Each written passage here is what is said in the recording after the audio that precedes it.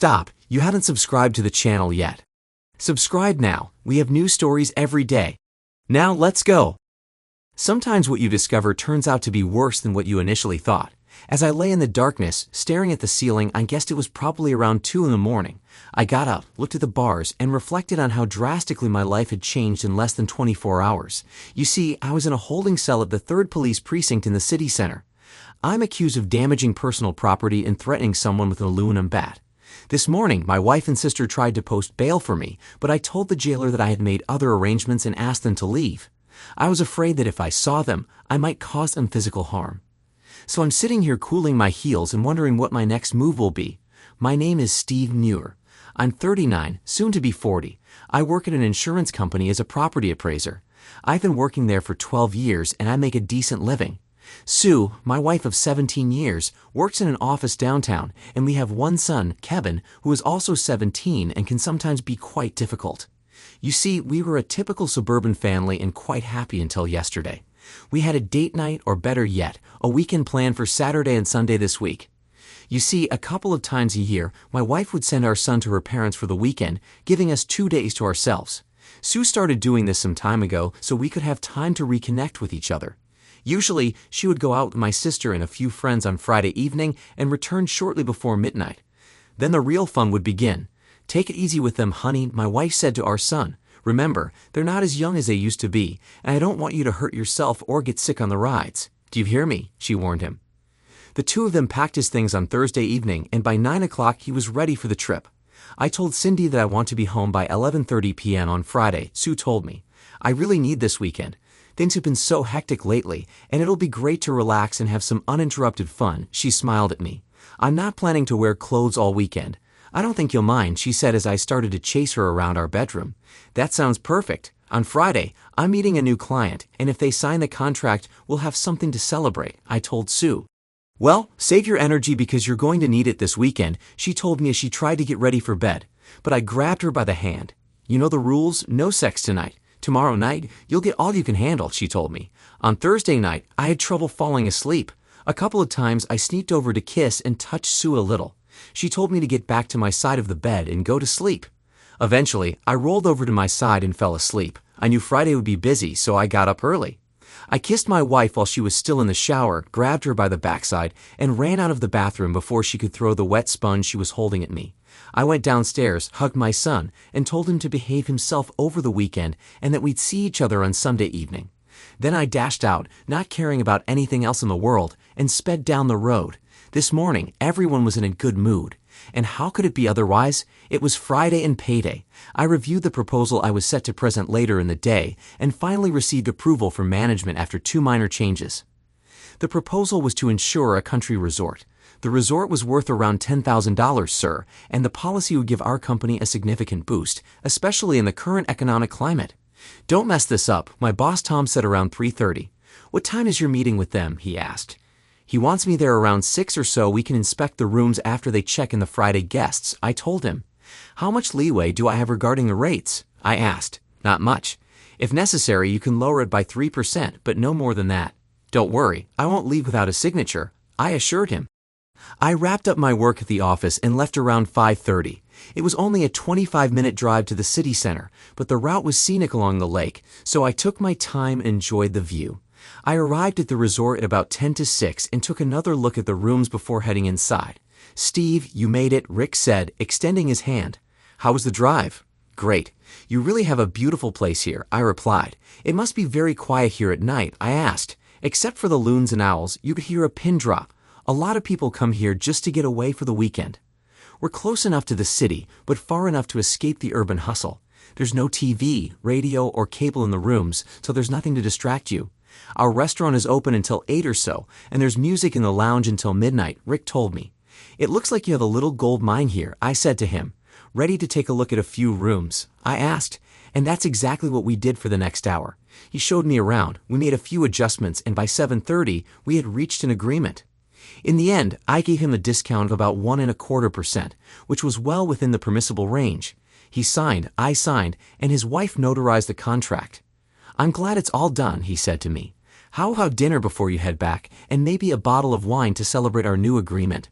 Rick asked. I agreed, and we went to a corner of the restaurant and sat in a private booth. There aren't many people here, I said, just making small talk. It's still a bit early. Most people arrive here around 7 ago.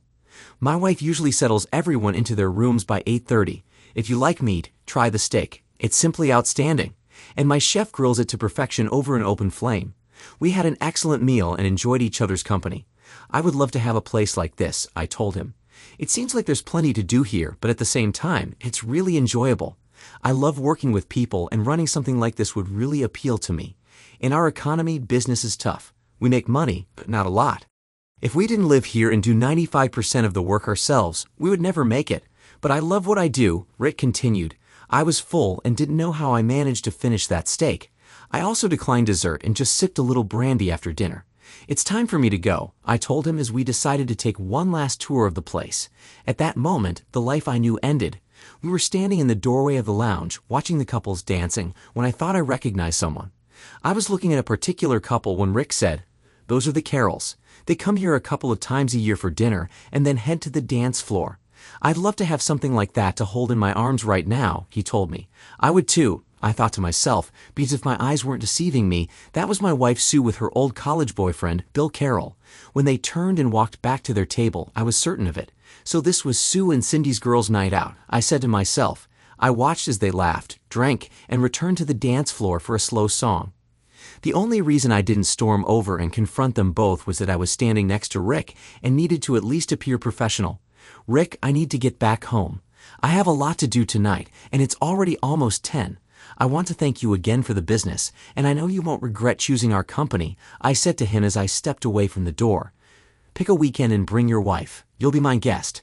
A weekend here will do wonders for your personal life," he said, winking at me. "I can guarantee it." We shook hands once more, and I got in my car and drove away. I returned to the city in a daze. How long has this been going on, was the first question on my mind. Sue was dating Bill when we first met in class. They had been together for most of 2 years.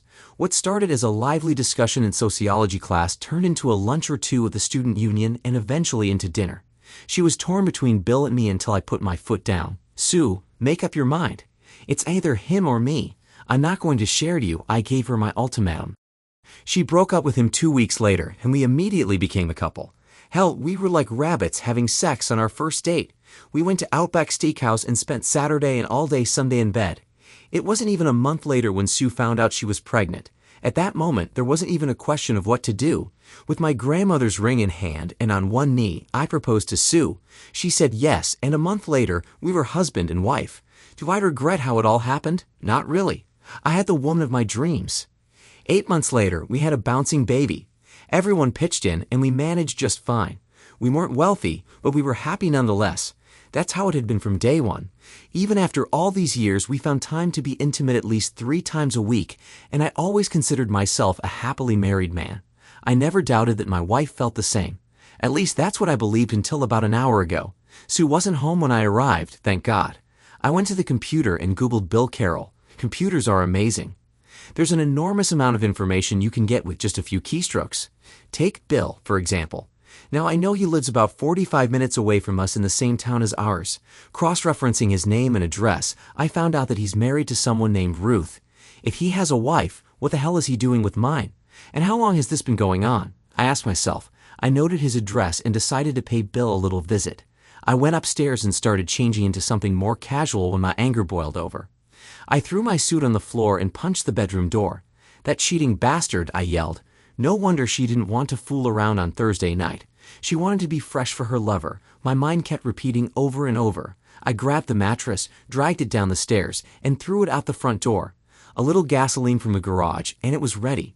I removed my wedding ring, taking some skin with it because it was so tight, and with a butcher knife I pinned it to the kitchen table where she couldn't miss it. Then I took my jacket, closed the door on my perfect marriage, and stepped out onto the front lawn. I flicked the lighter and set the mattress on fire, got in my car, and headed to the next stop. The door was opened by Cindy's husband, David. "Hey, Steve, the girls aren't back yet, but come on in," he said. "Want a beer?" He added, heading to the fridge and grabbing me a cold one. "That would be great," I replied. "By the way, where did the girls say they were going?" I asked him. Cindy didn't say much. "She just mentioned she'd be home by 11:30 and that's it." I looked at the clock. It was getting close to that time. "What do you need from Cindy?" Maybe I can help you out, he said, trying to be helpful. No, this is between Cindy and me, I told him, trying to contain the anger that was eating me up inside. We chatted for about 20 minutes before we heard Cindy's car pull into the garage. When she walked into the kitchen, she looked a bit surprised to see me. Hey brother, I thought you'd be home waiting for Sue, she said as she approached me. Neither she nor David expected what happened next. Cindy was getting up from the floor, rubbing her cheek while David was yelling at me, asking what the hell was wrong with me when I finally spoke. Never speak to me again. Don't call me and don't even email me. You're dead to me from this day forward. Do you understand? I shouted at her as David grabbed my face. David, leave him alone, was all she said. Steve, it's not what you think. I can explain, she started to say before I stopped her. Explain what, Cindy? How you lied to me and even to David all this time. I don't want to hear another Dan word from you. Do you hear me? Never in a million years did I think my own sister would do this to me, I said, walking out of their house, listening to David yell at her, asking what the hell was going on, and hearing her start to cry. The last thing I heard as I drove away was David still asking her what I was talking about, but for me, it didn't matter anymore. It took me almost 50 minutes to reach the final stop of the evening. I double-checked the address, got out of the car, and opened the trunk. Pulling out Kevin's nearly new aluminum bat, I began smashing all the windows of the car parked in the driveway, including the headlights. By that time, lights in the house came on, and Bill opened the front door. What the hell are you doing? Have you lost your mind? I've already called 911, and you'd better leave before they get here, he yelled at me. Come out here, Bill, and we can settle this like men unless you're going to stay the coward you've always been. Hey, idiot, does your wife know you're cheating on her? Maybe we should just swap wives and call it even, I shouted for the whole world to hear as I approached the front door. Bill slammed and locked the door, but that didn't stop me. I smashed the etched glass window at the top of the door and the lights on either side when I heard the sirens of approaching police cars. I dropped the bat, raised my hands above my head, and walked toward them. One of the officers handcuffed me while another went into the house to make sure everyone was okay. I saw Bill talking to him and his wife peeking out from behind the curtains. Tell your wife how great my wife is, Bill. I'm sure she'll be interested to know where you were tonight, I shouted again, looking directly at her.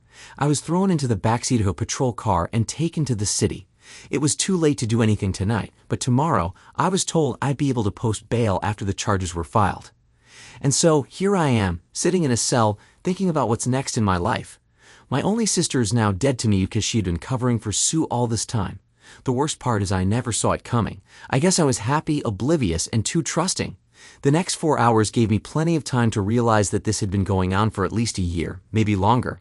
I suspect that the weekend sex was just a cover for her cheating on me. By 6 a.m., I had calmed down considerably. I was still damn angry, but the initial shock had worn off. On Saturday morning, I appeared before the judge and listened to the charges. My bail was set at $2,500, and I was allowed one phone call. I called my boss, Tom. What the hell is going on? Tom asked when he posted my bail. What did you do? I gave him a brief version of the story while he drove with his mouth open, not believing a word I said. Where do you want me to drop you off? He asked. I gave him Bill's address, hoping my car was still there. And thankfully, it was. I felt like ringing the doorbell and starting all over again, but I knew I didn't want to spend another night in jail. I saw the curtains move, but this time no one came to the door. I couldn't go back home, so I checked into the nearest hotel, a Holiday Inn close to work. Breakfast at Denny's almost brought me back to life, or at least filled my empty stomach. Last night I wanted answers, but now I didn't care anymore. I turned on my cell phone and found 5 messages from my sister and 10 from Sue. I listened to one from my sister, where she said that things weren't what they seemed and urged me to call Sue because she was worried about me. Too late, I thought to myself. Sue's messages were more of the same. Please call me so I can explain everything, she pleaded through tears, but I wasn't in the mood to talk to her. I deleted the remaining messages and turned off my phone.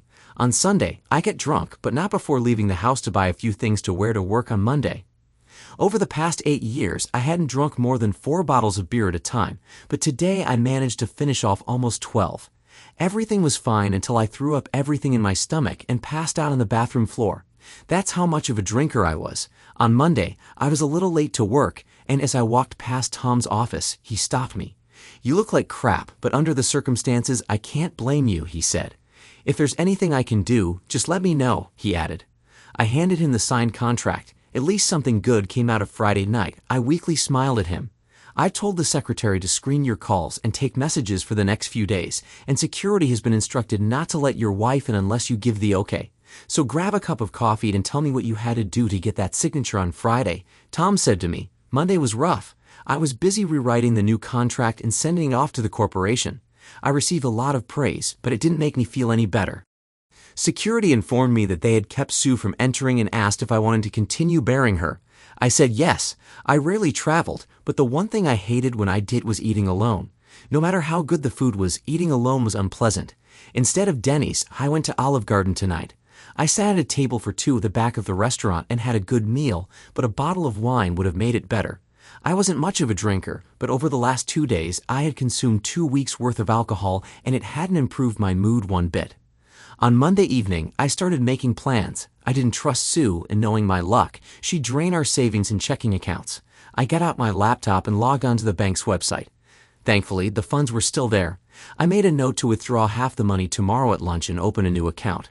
I couldn't change my medical account, but I could definitely alter the company insurance policy in my 401k. I'd transfer both to Kevin in case anything happened to me. When the phone rang, I remembered I had forgotten to turn it off after checking the messages. The call I answered was from my father. "All right, where the hell are you?" he asked, skipping the usual greetings. "In a motel near work," I replied. "You know, I got 2 crazy women in my house right now. They're crying and telling your mother and me that what you saw on Friday night wasn't what it seemed," he said seriously. "I can't make sense of what they're saying, but it's clear Cindy and Sue have been lying through their teeth for a while." "Are you in the mood to come here tonight and sort this out?" my father asked. "Not really. I saw what I saw, and there's nothing Sue can say to explain it. I'm sorry they dragged you in my mess, Dad, but if you'd seen what I saw and it was Mom, you'd have kicked her to the curb too. I just feel bad for Kevin. He's going to get caught right in the middle of this," I told him. "Well, son, do what you have to do and call your mom this week. She's really upset about all this," he added. I thanked him and apologized again for putting him and Mom in the middle of this, especially because of Cindy. But I reminded him that it was their actions that brought this upon themselves. I hung up and turned off my phone. The rest of the week was a mess. I received a million messages from Cindy and Sue, but I just deleted them without bothering to read them. I planned to call Mom or visit on Friday, but only if Cindy wasn't there. I called my son on Thursday evening, and he told me that his mom was devastated and hadn't gone to work all week. He said that she asked him to tell me if he spoke to me that she loves me and needs to see me. I thanked him for the message but told him that it wasn't going to happen. "What did Mom do?" my son asked. I asked her, and all she said was that she met someone from her past, and that's it. Then she started crying again, and that was the end of it, he explained. I told him I'd probably see him this weekend, but I couldn't say exactly when. I knew I'd have to face Sue eventually, but I wasn't looking forward to it. Saturday was unbearably dull. I spent extra hours at work, fully engrossed in my tasks. There was nothing on TV, and I was tired of being holed up. So I decided to take a chance and drive home. "Damn," was all I could say when I saw Sue's car in the garage. To hell with it. I needed a couple of changes of clothes, so I didn't hesitate and walked into the house. Kevin was in the kitchen making lunch, and I gave him a big hug. "You know Mom's upstairs, right?" he said, almost expecting me to dash out the door. "I can't hide forever," I told him, grabbing a cup of coffee.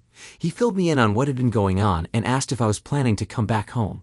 "I don't think that's going to happen, at least not anytime soon," I replied. "But if it does, you'll be the first to know," I said, trying to smile. I finished my coffee and decided to go upstairs and get it over with. As I climbed the stairs, I noticed that nothing was coming from our bedroom. I'd opened the door and walked in. What a mess. Sue was sound asleep on the bedspread, dressed in sweatpants. Her hair was dirty and greasy, and she looked just awful. I walked over to my closet, opened the door, and started pulling out a few things when Sue woke up. "You're back," she exclaimed. "Not for long. I just came to grab a few things," I told her as she sat up on the bed. "I missed you," she said, now with tears in her eyes. "What's the matter? Bill not giving you enough?" I said sarcastically. "Steve, you have to believe me. I never slept with him," she said seriously. "I only saw him a couple of times a year, and it was just for dinner. Sue, I was there. I saw you. Why can't you, for once in your life, stop lying? You were laughing, drinking, and dancing with him." "What was that? Did I imagine it all?" "I know it was the worst nightmare of my life," I said to her. "So just go back to sleep while I grab my things and get out of your hair, and you can do whatever you want with Bill. I don't care anymore. Maybe you can have a threesome with his wife so she doesn't feel left out," I yelled at her.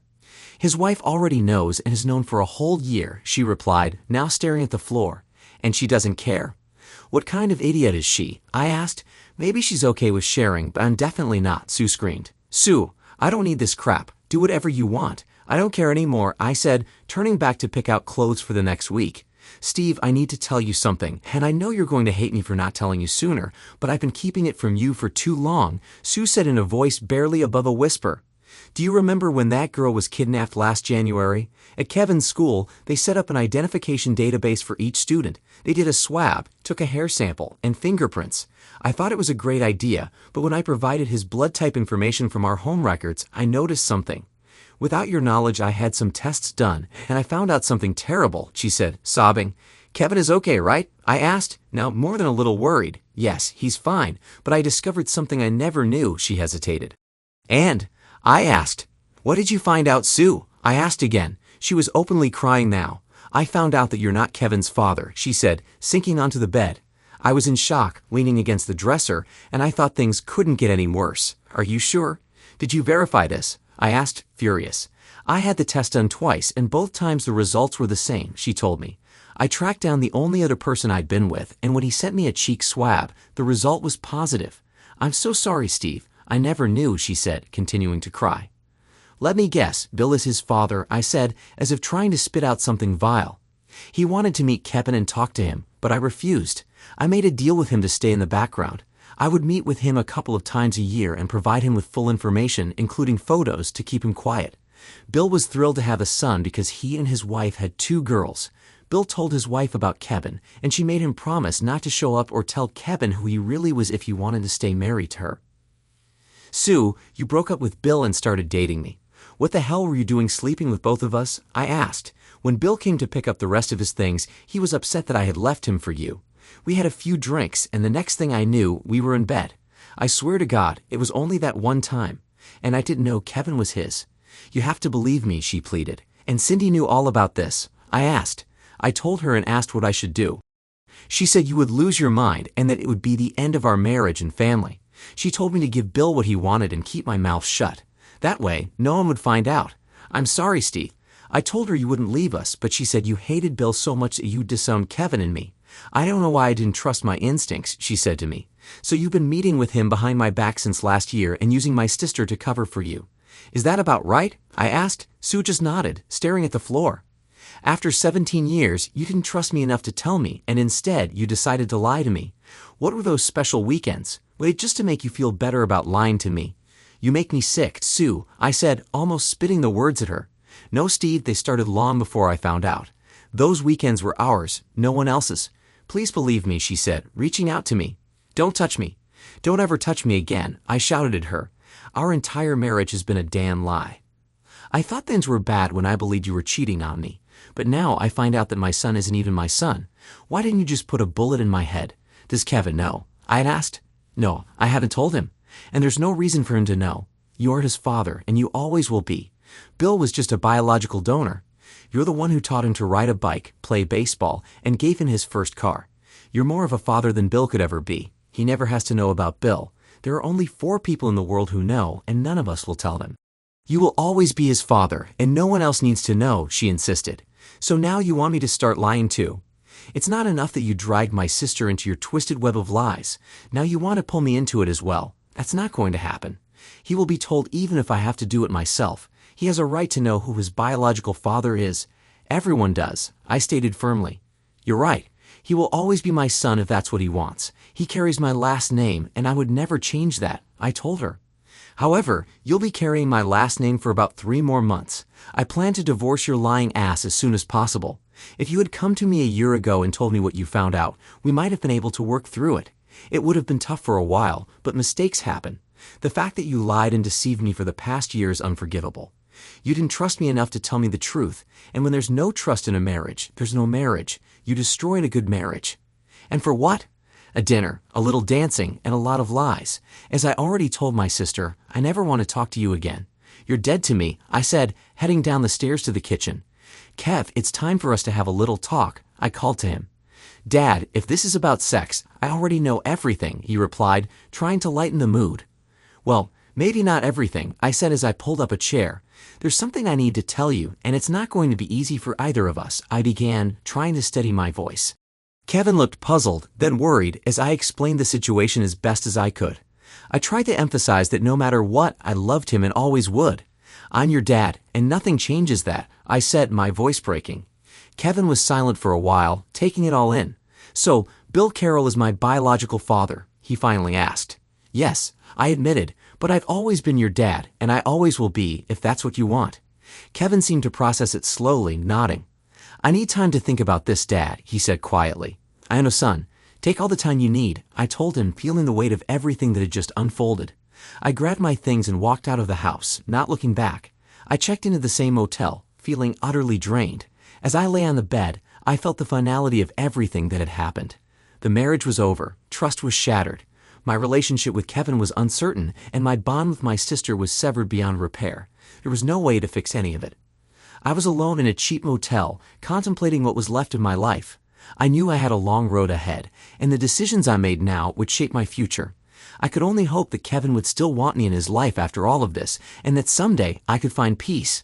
But for now, all I had was the dark silence of the motel room and the echoes of the past that had led me here. Thanks to everyone who took the time to listen to today's stories. If you enjoyed it, please consider liking and subscribing if you haven't already. Feel free to share your thoughts on the events in the comments below. Take care.